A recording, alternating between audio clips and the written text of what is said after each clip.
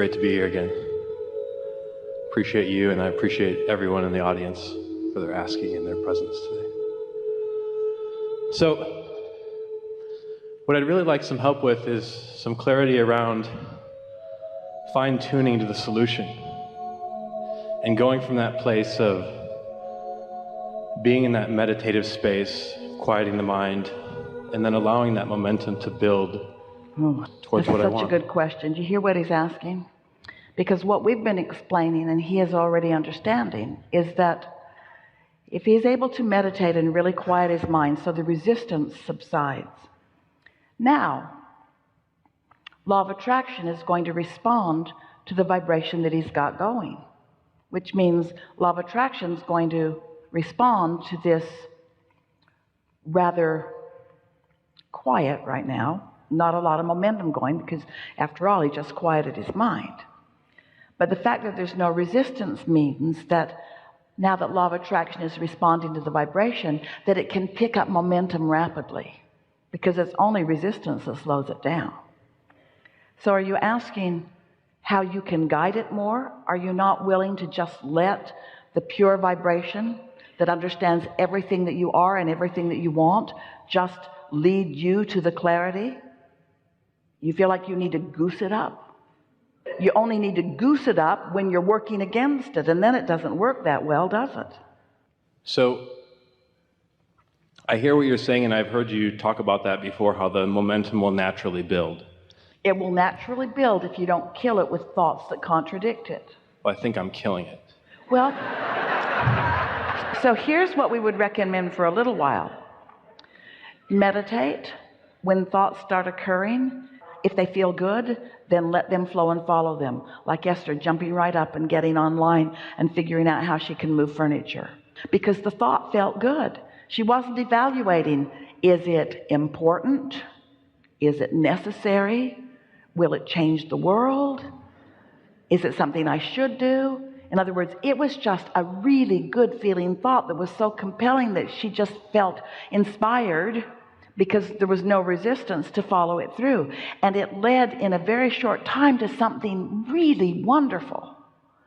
And so it's a matter of trusting that the pure, and by pure we mean non-resistant thought, will gain momentum. But you might still be in that place of still trying to quiet your mind where the chatter keeps coming in.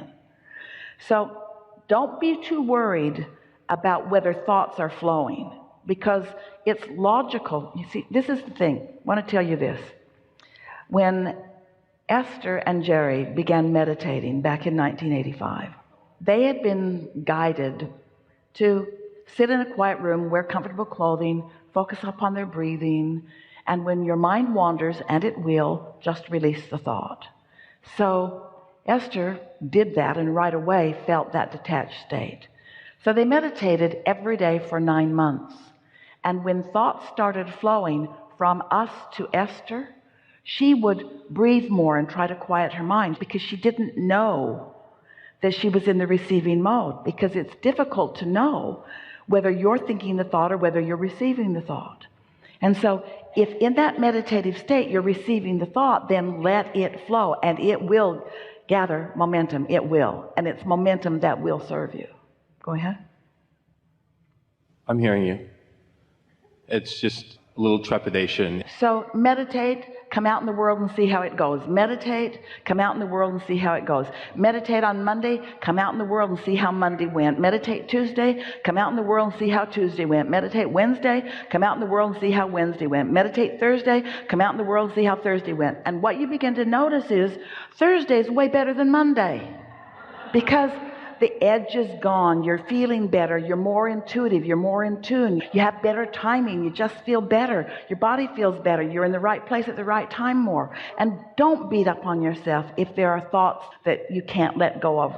The next day, do it again, and the next day, do it again, and the next day, do it again, until before you know it, it will be very easy for you to just quiet your mind and receive the fullness of who you are. The thing is I've been meditating for quite a while now, and I really enjoy it, and I've noticed and I experience a lot of what you're sharing right here. There are also just some things in my life where I feel like they're stuck in that holding pattern, like you talked about when we first started to There settle into are, that. but here's the thing. This is what we really want you to hear. Those things that feel like or are stuck in a holding pattern, you have asked for solutions of every one of them many times. And those solutions are in your vibrational reality, ready for you to receive them. And if you will meditate every day, sooner or later you will receive them.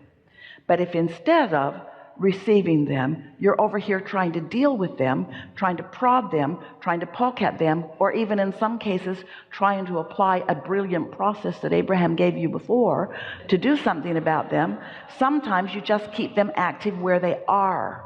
You see, you develop resistance even around new patterns sometimes.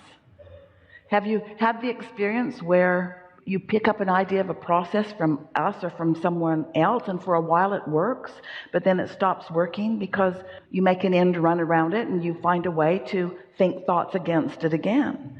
And that's all right, because your life is going to give you some really, really good questions. And then the vortex is going to answer them, and that's where satisfaction comes from. Your life is going to give you some really good problems.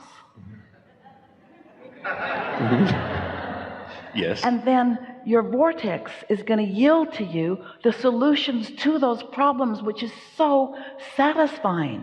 And this is what expansion is, you see. And so don't beat up on yourself just because you're still having some step one moments. Think about it. You're out here in the manifested world where resistance just is. There's resistance out here in this manifested world. You're going to see stuff you don't want to see, and hear stuff you don't want to hear, and live things you don't want to live, and that's how you're going to refine for yourself what the improvement is. So all of that has created a reality that you now have greater and greater access to. So the last thing you want to do is twirl around in the holding patterns and then beat up on yourself for twirling around in the holding patterns when you have a viable way out of the holding patterns. What's the most productive way to no longer live something that you don't want? Stop thinking about it. Oh yeah, Abraham, easy for you to say. I'm right in the middle of it. My body is feeling the pain of it, or I'm living the repercussions of it. How can I stop thinking about something that's surrounding me? Most of the time you can't, but you can for 15 minutes, or you might for one of the 15 minutes. This is the thing that we really want to convey. Just a little bit of a quieted mind. And say 15 or 20 minutes, you only get quiet for a minute. In that minute, with no resistance, you'll get some traction of momentum. And next time you meditate, you'll be in a stronger place than you were before. Stronger and stronger and stronger and stronger, until it won't be very long before you won't even be able to remember what the specifics of that problem was, because they'll be so far behind you in terms of showing themselves to you on a daily basis. Meditation is powerful because your inner being is powerful. So you've got to find a way to access the power of your inner being.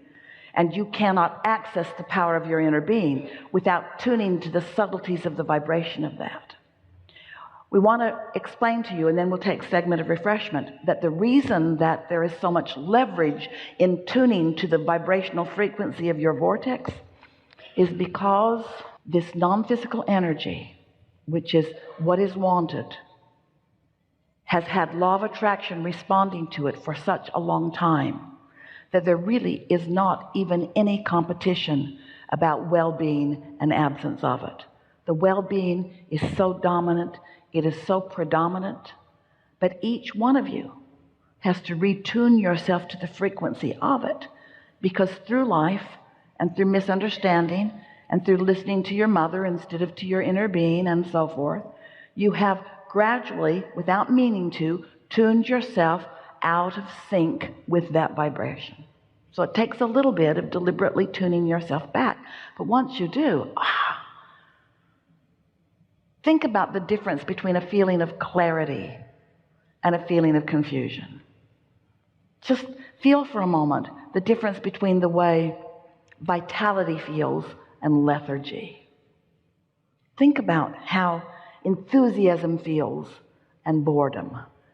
In other words, you want to tune to this vibrational frequency of who you really are. And as you deliberately do it more and more and more and more often, then when you're standing in the middle of manifestation, you see what we're getting at? Thoughts turning to things all the way out to manifestation. And here's real life experience out here where all of the others are. Isn't it a perfect scenario where it manifests? Do you get it? That you are out here on the leading edge where all that is non-physical and you are all pointed into this time and space for the purpose of taking these thoughts into manifestations? And can you imagine the deliciousness of this love and this clarity and this pureness that's in your vibration of coming forth into manifestation? Don't you really, really like the idea of that? And can you feel the difference in finding a feeling of love and letting it evolve into something that is a manifestation rather than taking hate and trying to get rid of it? Can you feel the difference in finding clarity and let it move into physical manifestation rather than trying to get rid of confusion out here? Because in this universe that is only about inclusion, you cannot get rid of confusion. And when you try, the confusion will garner momentum. You cannot get rid of hatred. There's a war against drugs and a war against AIDS and a war against cancer and a war against teenage pregnancy and a war against terrorism. And every one of those things is getting bigger, because when you wage war in this manifested world, law of attraction just gives you more of what you're giving your attention to. You got to stop doing that.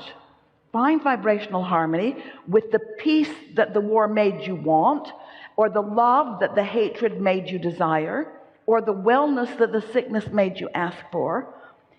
And when you quiet your mind, then you're right there in the beginning stages of the peace and the wellness and the love and so forth. You're in the very subtle beginning stages, and that will gather momentum, and it will gather momentum fast, and it's the only way you're going to get to where you want to be.